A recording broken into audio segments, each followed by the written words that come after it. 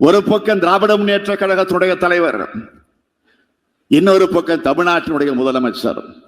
மத்திரத்திற்கு ரெண்டு பக்கமும் அடி என்பதை போல இருக்கிறது என்னுடைய நிலைமை.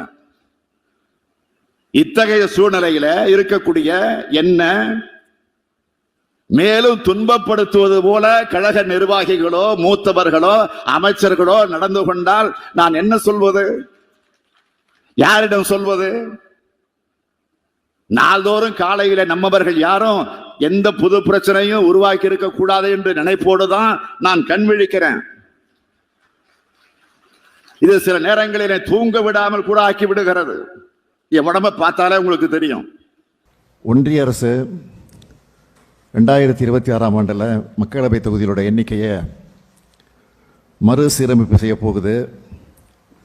பொதுவாக இதை மக்கள் தொகையை கணக்கிட்டு தான் செய்வாங்க.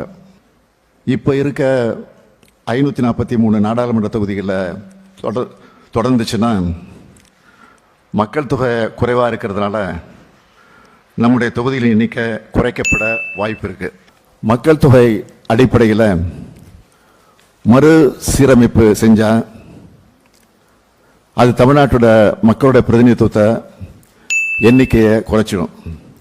வர இருக்கிற இல்லைன்னா எதிர்காலத்தில் நடைபெற இருக்கிற மக்கள் தொகை கணக்கீடு அடிப்படையில் மேற்கொள்ள இருக்கும் மக்கள் தொகை அடிப்படையிலான தொகுதி மறுசீரமைப்பு, அந்த சீரமைப்பை நாம் கடுமையாக ஆணித்தரமாக எதிர்க்க வேண்டிய காலகட்டத்தில் இருக்கிறோம்.